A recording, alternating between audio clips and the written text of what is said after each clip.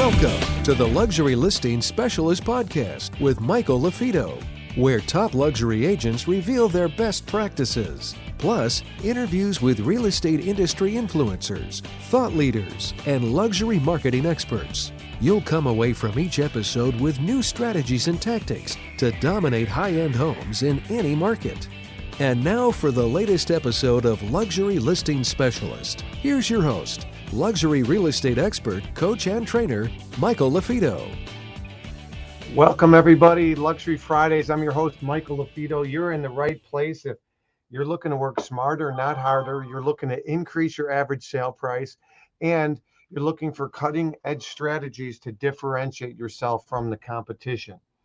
You know, from time to time, we have various guests on, whether it be lead generation, whether it be strategic partners that will help provide leads or help build your brand, whether it be your website, your lead generation.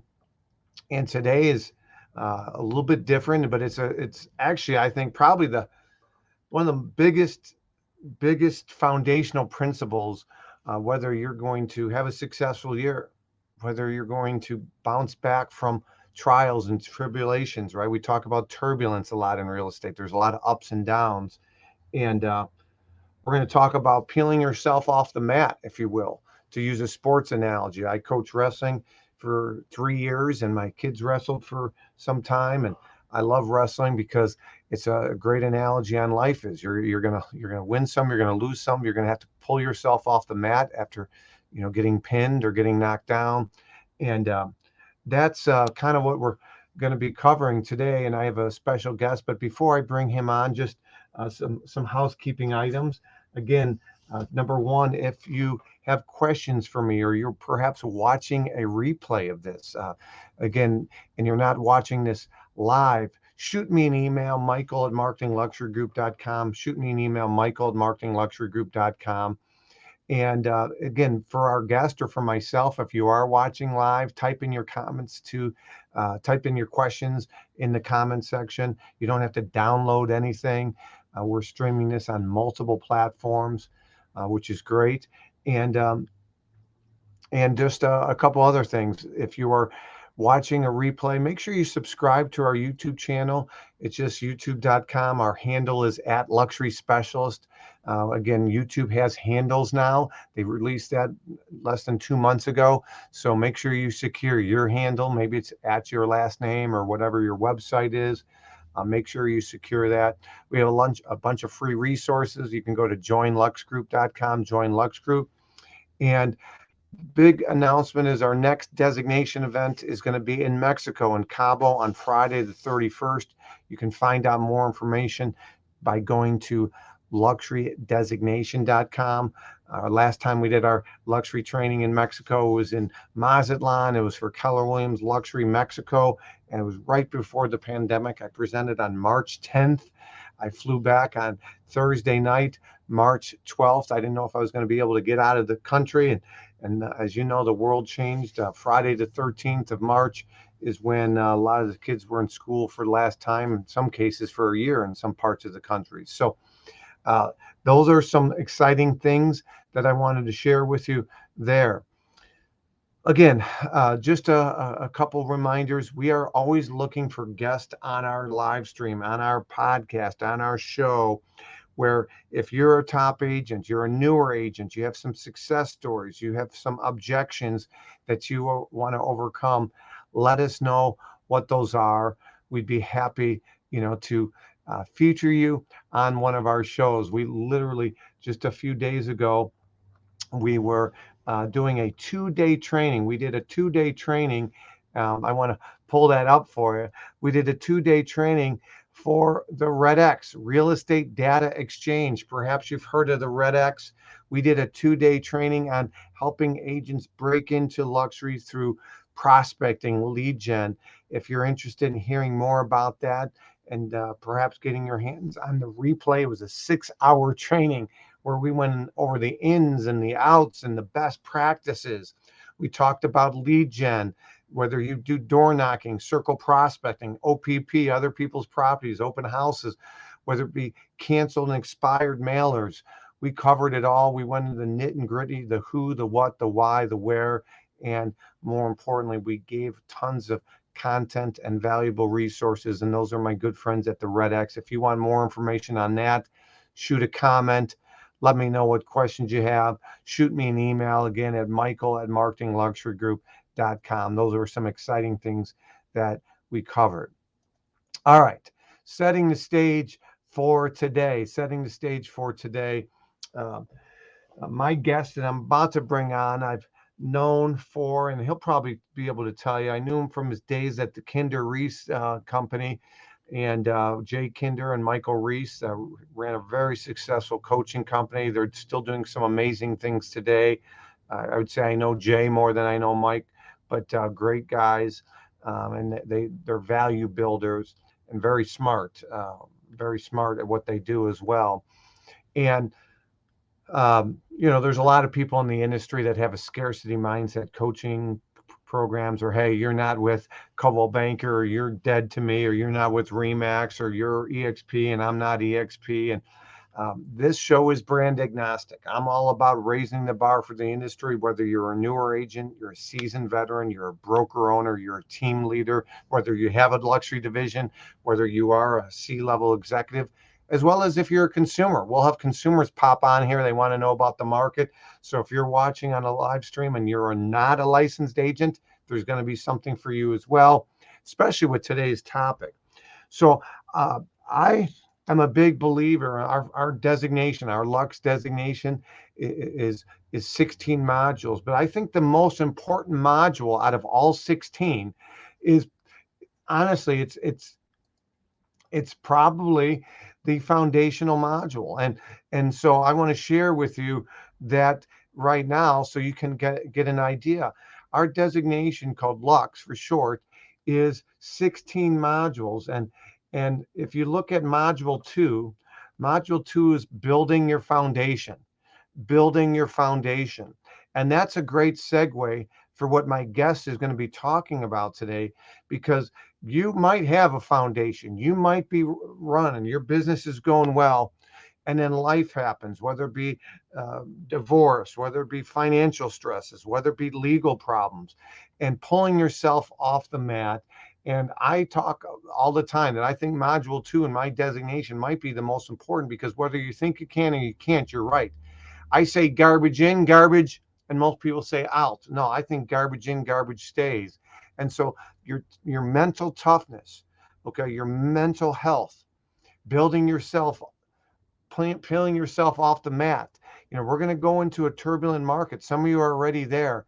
And what are you going to do when you hit those times? So today's guest is just that. We're talking about the art of a comeback, right? Once you hit rock bottom, what can you do?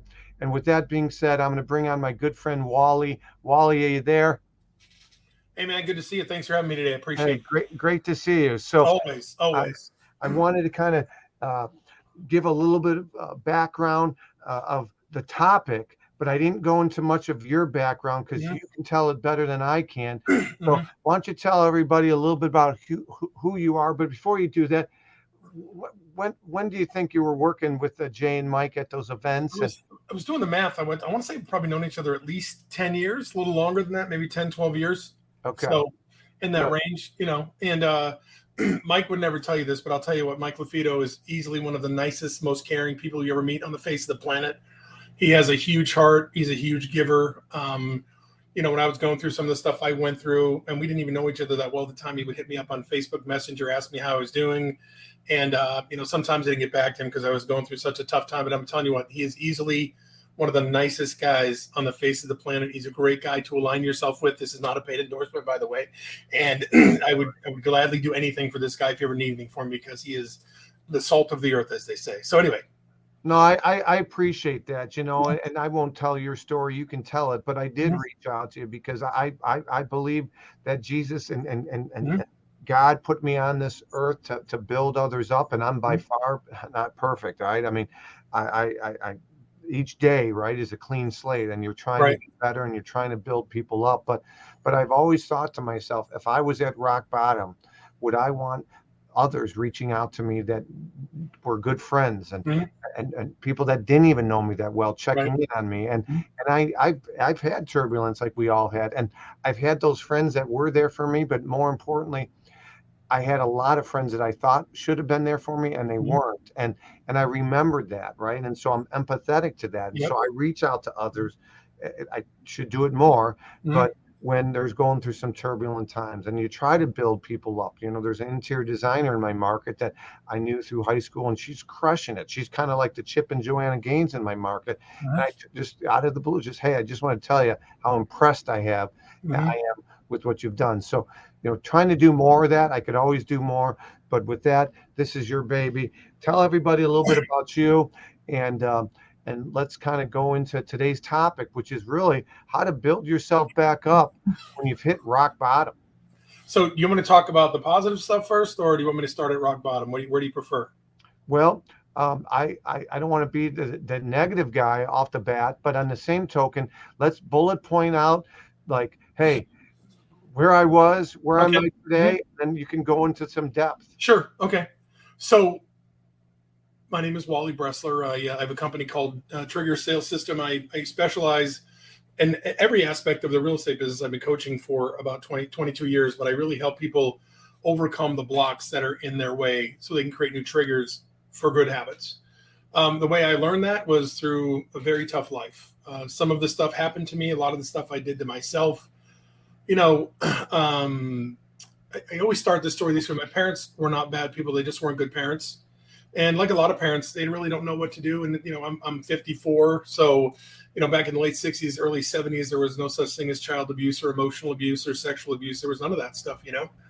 And so, my parents were both raised in Italian families. You're an Italian family, so, back then, communication in Italian family was you got hit, you got yelled at, or you got food. It was one of those three things when I was younger. So, right, and right, you should be seen and not heard. Do it by because I said so. Your mom can't throw a baseball, but she can hit you with a slipper at 20 yards. It's just the way it is, right? So, right, you're Nona. So anyway, the whole point is this, my dad took care of me when my mom worked when I was younger, and he had a terrible experience with his mother. He used to drink a lot, he smoked, and I got punished when I was younger. And one of my punishments when I was like 3, 4, 5 years old was to be put to bed without dinner. And that created like a real fear of being hungry in me. In fact, I remember in 6th grade, the very first day of 6th grade, all the other kids were having their snack. I opened up my Kung Fu lunchbox, ate my snack and my lunch because I was afraid I wasn't going to eat. And, and that blossomed into about a 45-year binge eating disorder where my weight topped out at about 480 pounds. So when I was 10, I was sexually abused. When I was 11, I got involved in looking at pornography. And when I was 12, I started having sex because I was just a mess. And that entire time I was bullied. So by the time I was 13 and 14, I had horrible self-esteem. I did not like myself. And I really just did not enjoy life, and, it was a lot of things I'm talking about. A lot of people go through, I found out, but what happened is at the age of 14, they don't want to talk about it, right? No, they don't. Embarrassed. We got stuff that's in the closet, whatever. Mm-hmm. And it's not their fault. You know what I'm saying? So well, what happened was at the age of 14, I went from being the guy who had things happen to him to be the guy who did things. And so, I had, lots of relationships with women that turned out to be nothing because I couldn't deal with it emotionally. I probably wasted about $4 or $5 million in my lifetime because I had a poverty consciousness, and we grew up poor, and I just didn't believe I was worthy of the money. Plus, I also had low self-esteem, so I was using the money to get people to like me, spending money on people to get them to like me, which, by the way, does not work. I ended up being unfaithful to my ex-wife 4 times. I've ruined most of the relationships I had from when I was younger. And then in 2005 and 2006, the mortgage market was like the Wild West. And I was working with a lender who I knew from high school at the time. And, we started doing real estate investing, and he ended up lying about $15 million worth of mortgages. And so I spent a year in federal prison.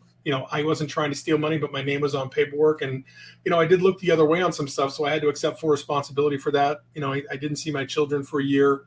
And then, but I also didn't work on anything except for losing weight. So by the time I was out of prison in 2014, at the age of 46, I was still addicted to sex, pornography, food, and money. About a year later, and you'll remember this, I met somebody and ended up going on being in a relationship with them. And so I was with them for 4.5 years. I asked them to marry me. they took my engagement ring, and then they wouldn't move down to Texas to be with me. And in September of, we'll say 19, maybe it was, I broke up with her. And then I found out that she had lied to me about everything she told me, including the fact that she wasn't still married. She actually was. So she was married the entire time we were together. And so for me, that was like the last horrible decision in a string of really bad decisions. And I couldn't take it anymore. So the next month I decided I was going to take my own life. And I mean, I was literally at rock bottom. The pain was just too much for me. And I was literally sitting in this, I mean, I've redone it now, but I was sitting right here in this area of my house, and was looking out the French door at their light. And all I'm thinking about is, how am I going to kill myself? You know, I didn't have a gun because I was a convicted felon. You know, I had medicine, but I didn't have enough to kill myself because I think I weighed like 440 pounds at the time. I was thinking maybe I could call the police and run after them with a knife, but they probably wouldn't kill me. And so, you know, I was just crying and sitting there. And then, you know, speaking of God, you know, my dad died when I was 23.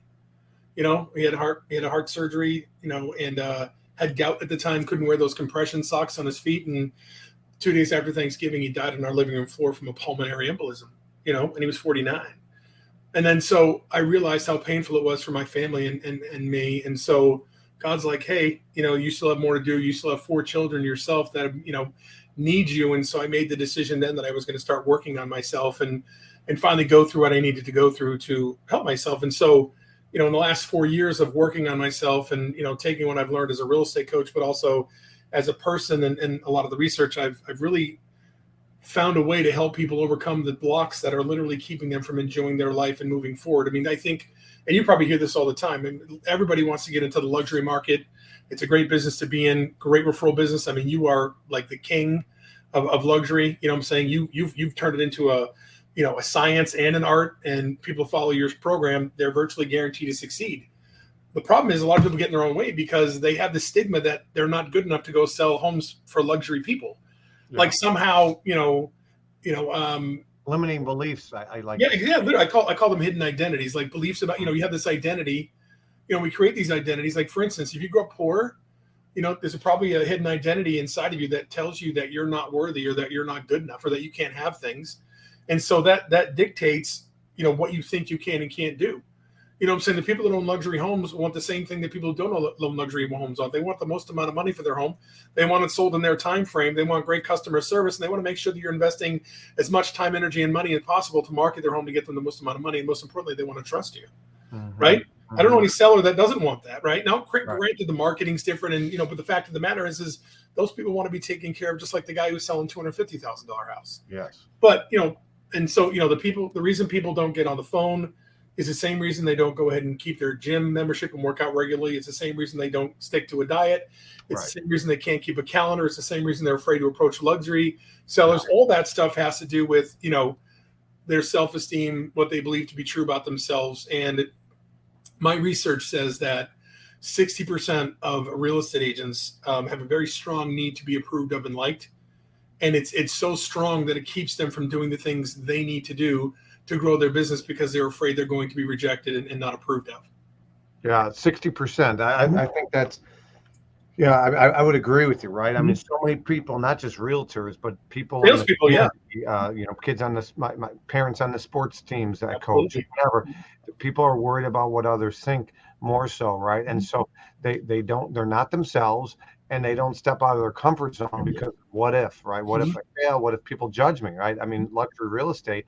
Well, I'm posting about this home. My girlfriend's telling me I'm bragging because I just talked about a house I sold or what I did, or like they're too worried about what others think. Mm-hmm. And you're absolutely right. I tell them, listen, are those people paying your bills? Right. That's right. They don't have to look at you in the mirror every morning, So, yeah. And you run into it all the time because I'm sure, like you have your event. I've seen your event. You like to have fun. You're always you're getting people to wave and be happy, and you're building people up. Energy. What's that? Yeah, but not just energy, but it's authentic and sincere, though. You know what I'm saying? It's not just hoopla, But and you're talking to people and getting excited, and I know people are coming up after you, like, hey, do you think this will really work for me? Will this mark in my market? What about this? What I've never done this, I've never done that, and like they're already defeating themselves before they even try. And so what happens is if you let me just give you an idea of where this comes from. If you face some sort of physical, emotional, or sexual abuse, or if you were bullied, or if you had parents that were divorced and the divorce didn't go well, or one of your parents was an alcoholic, or your parents didn't pour into you, or even if you made observations about not being good enough, and whatnot, or somebody was a perfectionist or procrastinator, what happens is it triggers your fight or flight instinct. And unintentionally, I mean, that gets triggered. It's not even, it comes up when it's triggered. And so, it starts out as like a little seedling, and you plant the seed of doubt or fear over something usually having to do with being accepted or approved of or being good enough. And over your lifetime, you continually avoid situations where that could get triggered again. And so it strengthens it, and it grows from a little seed to a seedling to a plant to a flower to a tree to a sapling to a bigger tree to a sequoia tree. And now you're 40, 50 years old, and you are in your own way. And a lot of people don't even know why they're in their own way. I'm saying, I just don't like the cold call. I don't like to knock doors. I don't like when people call me. I don't want to bother them. They don't need it for me. They'll probably work from somebody else. I'm not Michael LaFido. And all that is just those hidden identities, those limiting beliefs that they've created, and something that was triggered when they were between the age of like being born in 12. In fact, so go ahead. I just want a quick thing before. So the fact of the matter is that most of our personality and a good portion of our belief systems about who we are formed by the time we're 7 or 8 years old. Yeah. So anyway.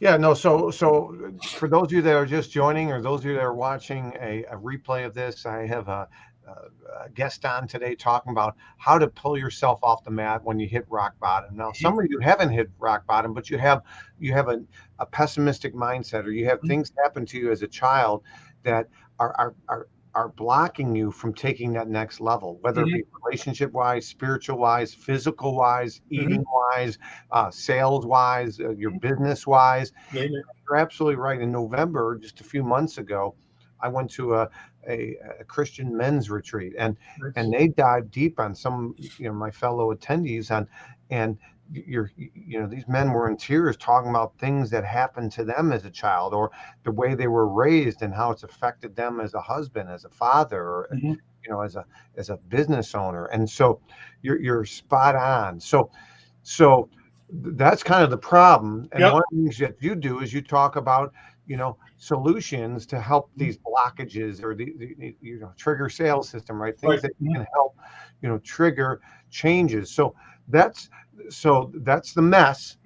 So let's talk about some ways that agents that are watching, team leaders, broker owners, or just consumers that are watching social or a replay of this can put some things into play to help change their system, or change the thing that they want to change. Right on. Yeah.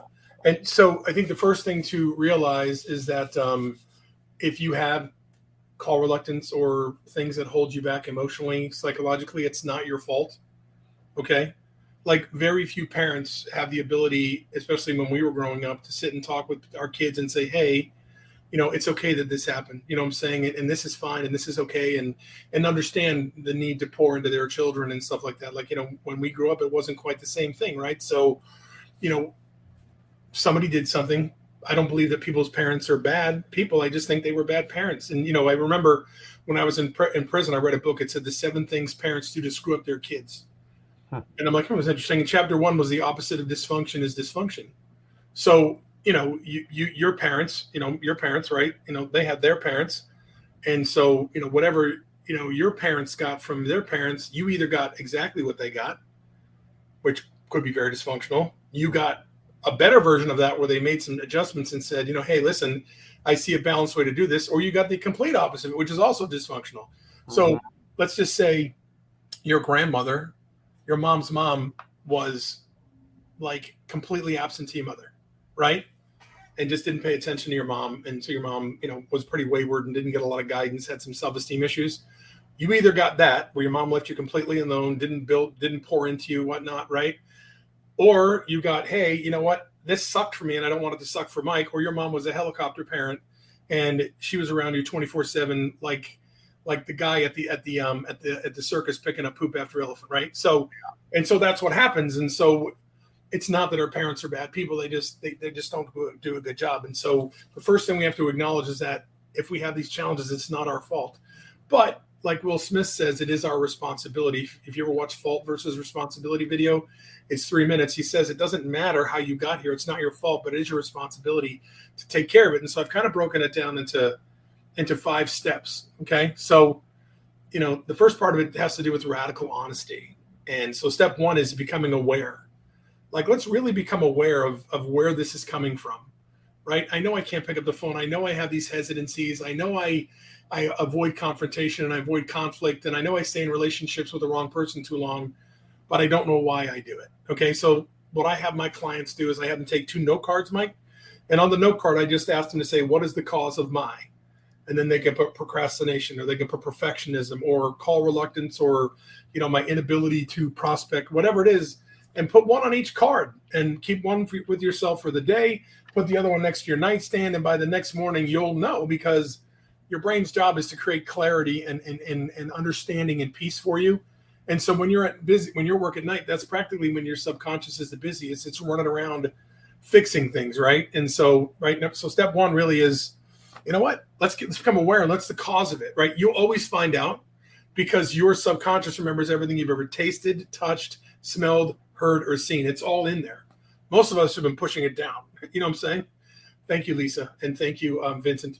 So So we got some great feedback. Thank you. No matter where you're watching. Yeah. Appreciate any comments, any feedback. Wally's pouring his heart out here. Vince, my good friend in Florida. Lisa, some great feedback. Thank you. So Wally's talking about, what is the cause of my? So taking notes, right? Whether it be on a note card, like being focused on this, being aware of this, right? Mm-hmm. It's radical honesty. It's being willing to look at it and say, you know what? I'm not living the life that I want. I'm not getting what I want out of life. And there's a problem here. It may not be my fault, but it is my responsibility. I had some hard things to look at. I hurt a lot of people. What I'm saying? My children all went through therapy. What I'm saying? One of my children decided that they were going to try and take their own life. I mean, it was bad, but a lot of it had to do with the decisions I made. So first we got to become aware. And the reason we want to become aware is because you can't fight a battle against an enemy that you can't see. And you can't hit a target that you can't see. But also what happens is, and T. Harv Eker says this, he's a Canadian personal development guy, the Millionaire Mind, you're probably familiar with that, right? So he says, he calls it TFAR, thoughts, feelings, actions, results.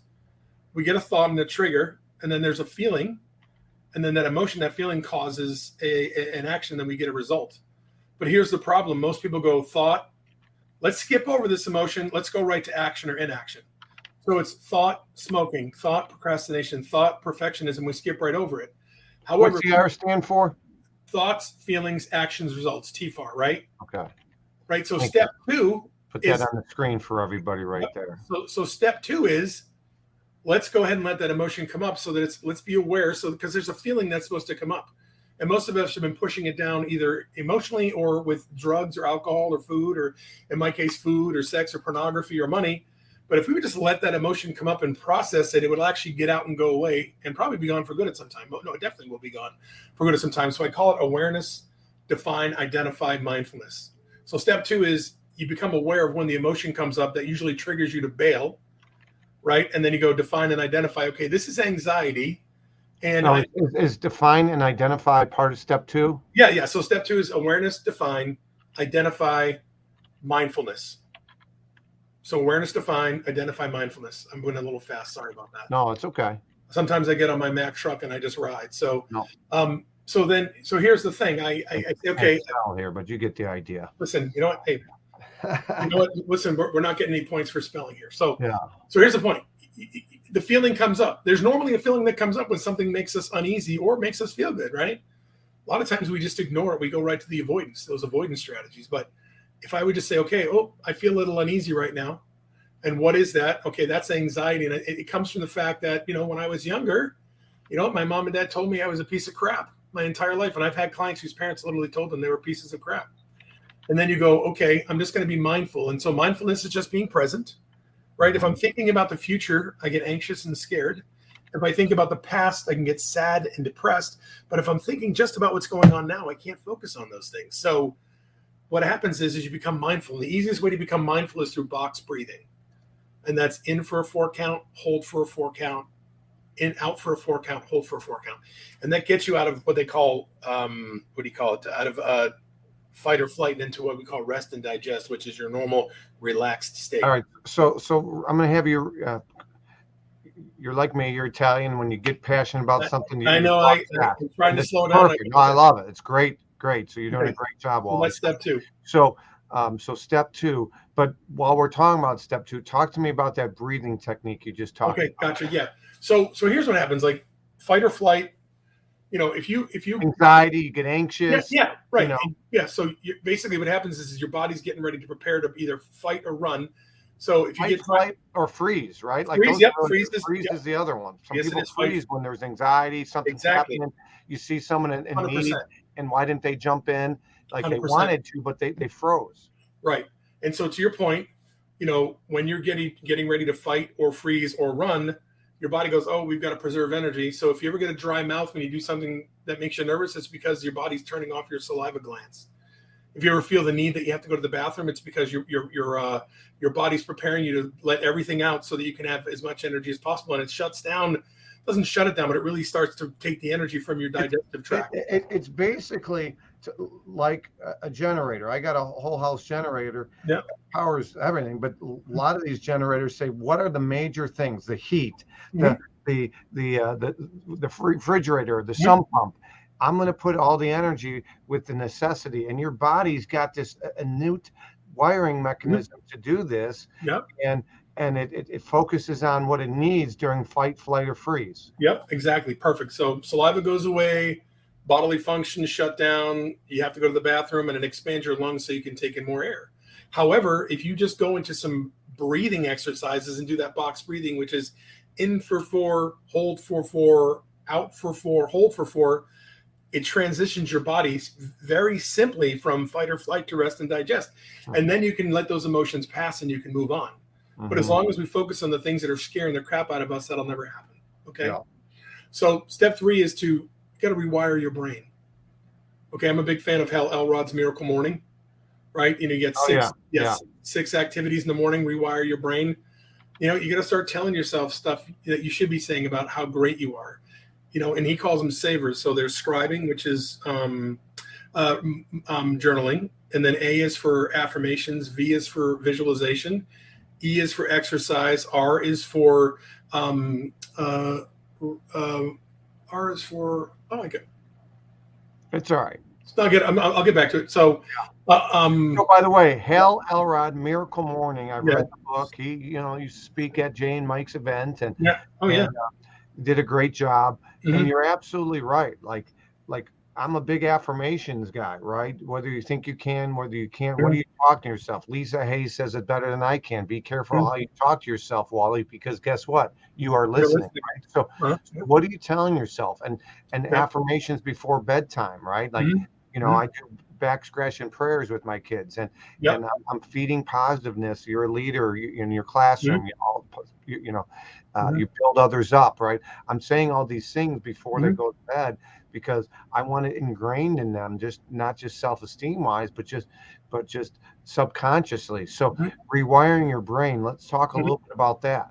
Yep. So I got the saver. So it's journaling, scribing, affirmations. If you're not great at affirmations, you can go on YouTube and you can put in self-love affirmations, and you'll get about 14 hours worth of self-love affirmations. V is for visualization. Okay. There's tons of guided visualization apps online and on your phone to help you take through, because you got to see it to believe it sometimes, and you got to see it happen. Speaking of your brain listening to everything, your brain also doesn't know the difference between what's real and what's not. So if you visualize yourself accomplishing things, eventually your brain will go, oh, let's do that. Right. And so the E is for exercise. Got to get that exercise. And R is for reading. Okay. And reading personal development books, not just business books. And then the last one is, I had it here for a second. I talk about this every day. Is silence. So that's meditation. I'm a big fan of mindful meditation, guided mindful meditation. I have my clients go to the mindful movement on YouTube. And what mindfulness does is it teaches your brain to not let extraneous, disempowering thoughts into your brain. And it allows you to cool out when you're in fight or flight. So scribing, affirmations, visualization, exercise, reading, and then your silence. Okay. And if it's 10 minutes each day for an hour, It'll change your life because you're basically now in control of your emotions and you're in control of what's going into your brain. Right? Okay. Step 4, now we've got to really think about what we want for our future, right? So it's really start thinking about what we want. And the strategy comes from Daniel Pink, right? Daniel Pink talks about how extrinsic or external motivators like carrot and stick don't work. We need to have something that's internal that's going to keep us going. So he uses the 3 words, autonomy, mastery, and purpose, right? So we're going to focus on autonomy, mastery, and purpose. So, you know what? My life's the way that I want it to be. When I'm running my luxury business the way that I want it to be, what does it look like? How much money am I making? Do I have a team? Am I wanting to make money whether I'm working or not? You know what I'm saying? And so let's look at what that vision is. And then mastery is what are all the things that I have to master in order to make that a reality? And usually one of those things is getting on the phone, right? One of those things is prospecting. One of those things is building relationships with people. A lot of people have trouble going to meet and greets and meeting people that are wealthy because they still have that feeling that they're not good enough, And so, and then part of that is purpose, okay, and which is step 5, which is then find out your why. What's your true why? People struggle with this so much, and I like Simon Sinek's book, Find Your Why. It gives you a great process for it. It's kind of broken down into 2 things. So the first half is, people's why is usually rooted in some sort of pain. Either pain that they don't want to experience again, or they don't want somebody else to experience again. Okay. So obviously I've got a lot of pain as a child. There's a lot that drives me to make sure I get up every day and do what I need to do, even the stuff that I don't want to. Weighing 480 pounds, you can barely move. I'm saying I've lost a lot of weight, but it's hard. I'm saying it's hard to lose that weight, and I still have weight to lose. And so, but you know what? My dad dying at 49 with me 23 and me having 4 kids, I can't do that. Right? So the first half is what's the pain. The second half is you've got to be able to contribute something to affect the outcome over it. So for instance, for you, you're like, hey, I want my kids to grow up with strong levels of self-esteem, strong levels of belief in their self, right? I want that. So you know what? And maybe it's because of how you grew up. Maybe your parents didn't pour into you. Maybe you didn't get the guidance or whatever you needed. And so maybe that's for you. And so for you, you're going to make sure that no matter what happens at night, whether you're in Cabo or you're home, that your kids are on the phone with you, on Zoom with you, or kneeling next to them, and you're doing the same thing so you can build up that self-esteem and that strength. Not so much they can think so they can always just think great about themselves, but that they can weather the tough times in life and get through the hard times, right? We're not preparing our children to be great children. We're preparing our children to be great adults. Yeah, you're absolutely right. And that's why I'm such a big advocate for kids playing sports, because I know how much athletics did for me. And where I share that with you, I was part of some great football teams and we won state championships. And those coaches were as maybe more instrumental. And I had amazing parents, and I have amazing parents, but the mental toughness, right? Whether it be putting your hand on the line when you're tired and you don't want to run another gasser, whether you're beat up and you're hungry, and what are we doing for conditioning? Like, that's stress, those are anxiety, and you still still got back in the ring. You still went out for the team. You still showed up for practice, and you were married, I'm married, right? Marriage isn't easy. Parenting is not easy. And I feel like the toughness, I had one team member once say, I don't know how you do it. Like your toughness, the amount of crap that you take. I mean, I've had former business partners, cheat on you. They take you on their, on their word, and they throw you under the bus. And how do you bounce back? And don't get me wrong, I have turbulence like the best of them, right? And days that are better than others. But you focus on that goal. You have that toughness. Like, do work is the mentality. Do work. Refuse to lose. Prove them wrong is something I say all the time. Yeah, I love that. You've had that. I don't know who them is, right? So, Wally, I don't know who them is for you, right? And if there's somebody whispering in your ear, you can't do that, you're going to be a failure. Don't let that be your story, right? My story is, you tell me this, I'm gonna prove you wrong. And we're talking real estate right now, but we're talking much more than that. For those of you that are watching a replay or live, Michael LaFido here. I got a guest on talking about how do you pull yourself off the mat? How do you come back from rock bottom? These are the types of shows that I think are more important than, in real estate, people are looking for this all the time. That was Yeah. easy. They're looking for the easy button. Give me some thingamajigger, some website to get me luxury listings, to turn on the lead flow. And what I'm telling you is we're going into a turbulent time. You know, I was just reading a quote yesterday, Mauricio Urmansky from $1 Million Agent, he's going to be at Inman, New York. I'm going to be there next week. But they were asking all these experts about the recession. Are we and he goes, we are 100% in a recession. This is Mauricio Urmansky. But I'm just sharing that with you from the standpoint, I'm under the impression I'm a realist. Okay, but I'm an optimist. So the realist is, are we going through some turbulent times financially? Are we going to have some turbulence in this upcoming year? Yeah, absolutely. But the optimist in me says, you know what? Life is what drives real estate, Wally. Somebody's getting married. Somebody's relocating to Texas. Somebody's got that dream job they just took. Unfortunately, somebody's getting divorced. Somebody died. Somebody's expecting. That is what drives our industry. But you got to have that mental toughness because in our industry, okay, you log on to Facebook, hey, we just listed our house.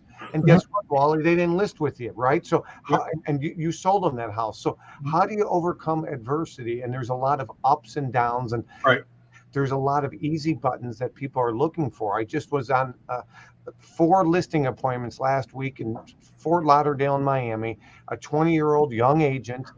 And he doesn't know what he doesn't know, but they're used to the easy button. They don't know what they don't know.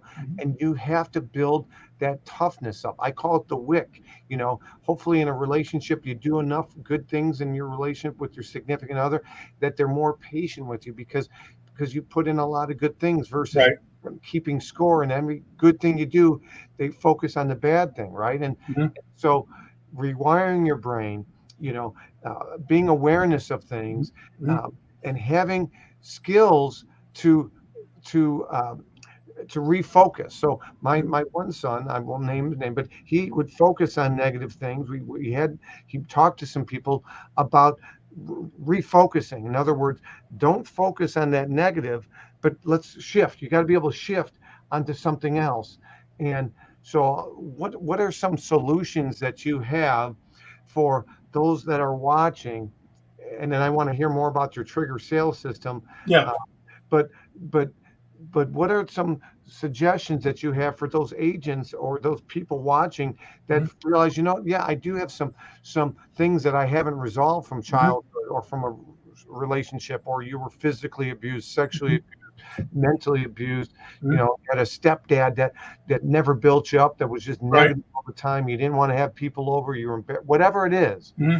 What are some things that you have to help, trigger? I use the old adage from Sylvester Stallone. I don't know if the movie was real good as a kid. Over the top, right? You got this here, and when he went from here to here, it was game time. So what are some triggers that you can have where people can shift and say, all right, let's move on? Sure. Because I'm sure there's days that you wake up and your mind wanders there for whatever reason, lack of sleep, lack of whatever. And what do you do to say, all right, let's refocus? Gotcha. Okay. Hey, and I think I got us off track. You were stabbing the steps. Step 4 is figure out how to figure out what you want, and step 5 is determine your why. Figure out what you want. Step 4, right? And then step 5 is that up there, right there. And then step 5 is find your why. So I think I got us off track. Sorry. Oh no, find your why is huge. I think listen, that is. It drives my wife nuts or whatever. I got visual reminders. It might be your kids. I mean, I got pictures of my kids right here. What is your why? What's your driving force? And that I would start with your why. That's your motivation. Like for you, it might be 200 pounds. It might be, see the abs again. It might be my dad passed away at 49. Start with the why. If the why isn't big enough, in my opinion, you're not going to be laser focused. Right, 100%. And for me, it would be see the abs for the first time, but that's okay. Who's counting? Anyway, they're there. I promise. For me, I had to lose some weight a few years ago because my one son was making fun of me. I'm like, you know what?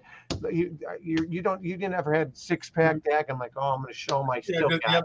You're going to have to do it. Yeah, I'm sure when you played high school football and college football, you were like about 8% body fat and twisted steel and sex appeal. No. So anyway, here's they call, you know what they call that today? Riz. No. My kids say Riz. Oh, Dad, did you have Riz? I don't know if it's RIS or RIS. I have no idea. Yeah. I like to think I had Riz back in the day, but who knows? You know. I played defensive line, so I mean, I was big all over. It didn't really matter. But anyway, so here's the thing. First thing is I want to go back to something you said earlier. Okay. I don't want anybody to have to hit rock bottom in order to make the changes they want to make or need to make. Okay. We all have enough whys. We all have enough reasons to do something, right? It's important that when you look at your why, your kids are a who. Good health is a what. A house is a what. A car is a what. Money's a what. The why is the pain that drives it. And then what am I going to contribute in order to make that happen? Right? I want my kids to be okay financially. I don't want them to have a poverty consciousness like I do. So what does that mean? Well, 3 of the 4 of them have credit cards. All of them have debit cards. I teach them about money. My son's getting his real estate license. I'm going to help him build a real estate portfolio that will take care of all of them after I'm gone. You know what I'm saying? So, but for me, what does that mean? That means I got to get my butt out of bed every day, whether I'm tired or not, and I got to go work out. I mean, I put in one of those little walk pad treadmills next to my desk so that when I'm on the phone, I can hop on there and walk, because I got to be around to do that. And then I prospect, I make phone calls. I ask people to get on their shows so I can spread my message, knowing that that's going to help me long term. So like you need to know your why, but most importantly, you've got to agree at this time in your life that you are not happy with what you have and that you want more and that you're willing to go find out whatever it is that's keeping you from getting what you want. Like and Tony Robbins says, true transformation exists only on the other side of true and complete honesty. And that's why I talk about radical honesty. Radical honesty is looking at yourself in the mirror and saying, hey, this is what needs to work. It's not about beating yourself up. It's not about taking somebody else's abuse on. It's really about, hey, listen, Wally, you weigh 450 pounds. You divorced. You left prison with 54 cents to your name. You're in a horrible relationship. You don't take care of yourself. You don't take care of your money. I'm not beating myself up. I'm being honest, right? These are the things you're not doing. Mm-hmm. You're going to die young like your father had. You're going to leave your kids without a father. You're not going to leave any life insurance to them because you can't get life insurance because you're too freaking heavy. Right. And, you're not going to leave a legacy. You're going to leave a lesson. Right. And having a hard conversation with yourself, not beating myself up and saying I'm a bad guy, just saying these are the things you did and that you're continuing to do that are not going to serve you long term. And then the next part is becoming radically transparent and saying, you know what, kids, I did that. You know what, ex-wife Stacy, I did that. I did go to federal prison. I did blow millions of dollars. I did have irresponsible relationships with women, and just being open about it and owning it to the point where it doesn't matter what people say. Right, because they're going to say what they want anyway. And once you own it, they take all the power of the hurt goes away. Right. Mm-hmm. If you do something and accept it, there's nothing somebody can say to you. Hey, Wally, you're a convicted felon. You left your family for a year. They were on food stamps. They did. I did. Yeah. Right. What else can you say about it? We agree. And then the last part is radical responsibility, which means once you identify.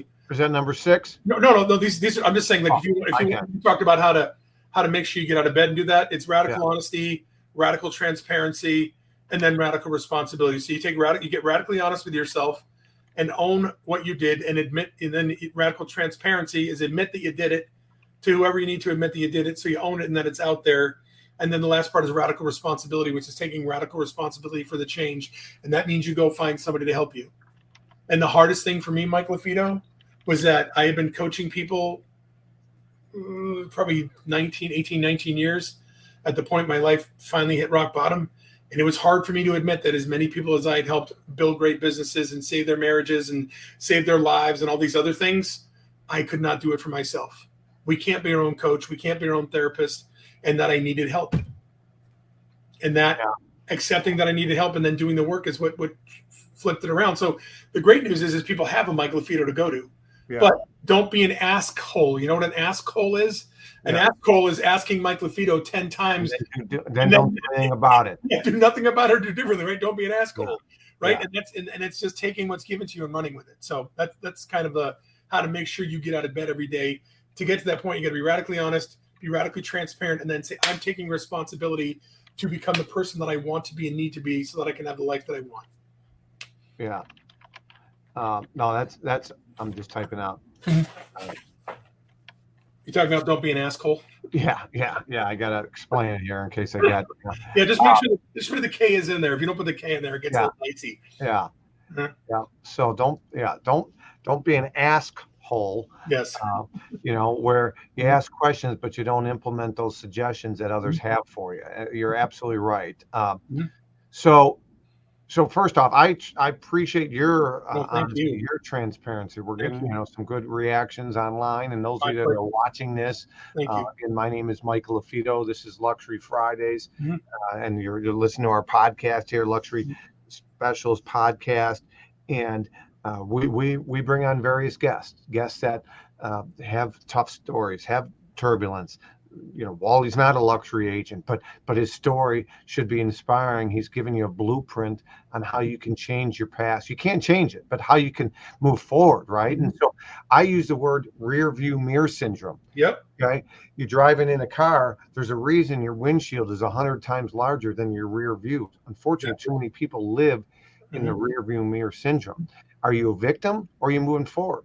Are you going to say, I can't change my past, whether it be, you're a female and or you're a minority and there are some things that happen to generational stuff. You can't change that. Let's learn from it. But it's hard to move forward if you focus on the past. Bottom line, so don't be an asshole and ask questions and not implement from people that have been there, done that are smarter than you. Tony Robbins says success leaves clues. So don't be an asshole. Okay. I got to be careful how I say that. Make sure you spell it. Yes, spell it right now. I'm going to see my good friend Mauricio from the agency next week. And they have a t-shirt that say, don't be, and it's not that word. They use the real word and they put it out there. But what's the cause of my blank? Number one. Right. Number two, awareness, define, identify, mindfulness, right? So being aware of, why is it that, when the going gets tough, you're a runner, you leave the house, you don't address something, or let's talk about it later. That's one of my things, right? Let's talk about it later. Why is that? Well, number three, you got to rewire the brain, right? You got to hit that reset button. That's not easy. That takes time. That takes a lot of repetition. Okay. Number four, figure out what you want. Okay. And I believe that starts with number five. You figure out what you want when it's the why, and then you reverse engineer it.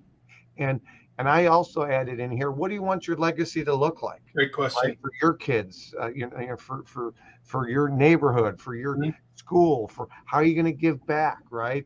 And you've got to have radical honesty, radical transparency, and radical responsibility for your change. And don't be an asshole. If you ask somebody for their advice, somebody that's been there, done that, don't ask, there's a lot of gurus and coaches out there that haven't gone through the turbulence, okay, like you. So like real estate, don't ask somebody how to sell luxury real estate if they haven't done it. And in my opinion, if they're not continuing to do it in 2023. So let's talk, you've been pouring out your time. We have about 5 minutes left here. I want to talk about your trigger sales system. If somebody wants to find out more information about you, and you put in a calendar link there. Is that a good one for somebody if they want to get in touch with you? Yeah. So here's the thing. Anybody who wants to dig a little deeper and find out why they're a procrastinator or perfectionist, or why they're unable or unwilling to do the things that's going to take their business or their life to the next level, anybody can get 15 minutes in my calendar, and I'll sit there, and it'll take me 10 minutes, and I can pretty much tell you exactly where it comes from. So you can grab some time. I'm in the process of rebranding my company. So right now my website is phonesalessecrets.com, which was the old name of my company. And I'll put that in there so you can bring it up, but it's going to be triggersalessystem.com soon. And also, if you want, you can go find me on Facebook. If you just go into Google and put at Wally Bressler, you can find Twitter, LinkedIn, and you can hit me up. And really, my goal and my mission here is to make sure that nobody has to hit rock bottom, that we all can find enough reasons to make the changes we need. There's enough business for everybody. There's enough luxury houses on the face of the planet for everybody to make plenty of money for themselves. But you've got to go ahead and do the work. And if you're not willing to do the work, nothing's going to change. I'm going to say this, not to brag, but I need people to understand. I mean, I went from, 2014 having 54 cents in to my name, no house to live in. I had to live in somebody's house. I had to borrow somebody's car. I had no food. People had to lend me clothes. You know what I'm saying? I mean, I had 2 boxes of stuff. And, I'm at a point now where, I just released a book last year. I was on national television. I have a company. I've got great relationships with my children. I'm the healthiest emotionally, physically, psychologically I've ever been. It took some time, and it took. Thank you. It took time and it took work, but you can do it. Anybody can do it. And I'm just telling you all this not to be impressed, but that what? It doesn't matter where you are. It doesn't matter how long you've been dealing with what you've been dealing with. It doesn't matter how badly you think you've done. If you want to change, you can change, and you can have the life you want if you're willing to do the work. And I can show you how to do that. Yeah, no, that's great. I appreciate you. I appreciate your time. Appreciate you. Do work, right? I mean, just do it. The old Nike slogan. I mean, it's not going to be easy, and embrace the suck. Like that's not easy. Like the grit, the grind. Like my girls run a coaching program, and I'm friends with girls with grit. Like the grit is the day-to-day stuff behind the scenes that you don't get the pats on the back, you don't get the recognition. Embrace the suck, the grind, the grit. Do work. You just got to do it. You got to be consistent about it, right? The compound effect, like Darren Hardy, right? I saw Darren speak at Jay's event. Darren Hardy, right? The compound effect, doing things repetitive over and over again. You're talking about losing weight. It's easier to lose weight when your metabolism's of a 16-year-old or 18, 22-year-old than right. it is in your 40s or 50s or 60s. But again, you might not see the compound effect immediately, but the grit, embrace the grind, and your why has got to be there. And you might need reminders of your why as to why you're doing this. Right. Can I say one quick thing before we go, please? Please. Whatever's bothering you is not going away on its own. It will not go away on its own. I used to beg God. I'd be like, can I please be thinner tomorrow? Can you please help me? And God takes good care of us. He puts us in position to succeed. But, I would pray for all kinds of stuff. I would hope for all kinds of things. You know what I'm saying? And fact of the matter is that, the happiness fairy is not going to leave a box of happiness on your door. The mortgage fairy is not going to come and give you, money to buy investment properties. Right? It's not coming in a box. You've got to do the work, and it's an inside job. So, if you're a procrastinator, perfectionist, if you have imposter syndrome, if you're just not doing what you want to do, it's not going to change unless you change.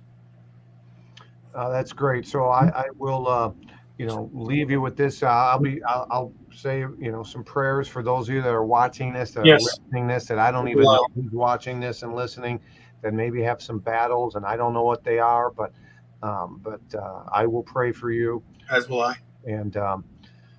And so I appreciate you, Wally. Appreciate you, man. Thank you so much. Bar, man. Trigger Sales System. Check him out. Again, I'll put the link up again for his Calendly there. 15 minutes. You want to pick his brain, you can go to phonesalessecrets.com to get in touch with Wally. Again, I appreciate you. Appreciate you, sir. Thank you so much. Yeah, you're absolutely welcome. So thank you. Keep it up, and appreciate you, bud. Yep. Take care. Thank you. Bye, everybody. All right, so I had Wally on, great guy, doing some amazing things. Again, I'm your host, Michael LaFido, Luxury Fridays. Do me a favor, if you got value from today's training, from Wally, from today's episode, leave us a like, leave us a review. You can go on iTunes, Spotify, Stitcher, and we appreciate it. Again, my name is Michael LaFido. I'm the founder of the Lux designation. Our next training is in Cabo, Mexico. We got upcoming events. You can go to our event schedule. I'll share with you guys my screen so you can see that. And our website is simply luxurylistingspecialist.com, luxurylistingspecialist.com. And to figure out where I'm presenting next, you can go to Luxury Listing Specialist. There's tons of great drop-down menus, resources. We have gear. We got a free Facebook group. You go to the resources, you get consulting, the services. But if you click on that upcoming events, you see where I'm at next. I just did an event literally this week for the Red X boot camp. It was pretty powerful. But if you go to our events tab, I'm going to be presenting in Dubai coming up here in a few weeks. I'm excited about that. But feel free to reach out to me, Michael at Marketing Luxury Group. This is another Luxury Fridays. Again, Luxury Fridays. I'm your host, Michael LaFido. I appreciate your time. Keep raising the bar for whatever you do for the industry. Lisa, thanks. I appreciate this. Wally, I appreciate your time. Until next time, I'm your host, Michael LaFido. Keep raising the bar. Whatever you do, remember to prove others wrong and to build others up. Take care.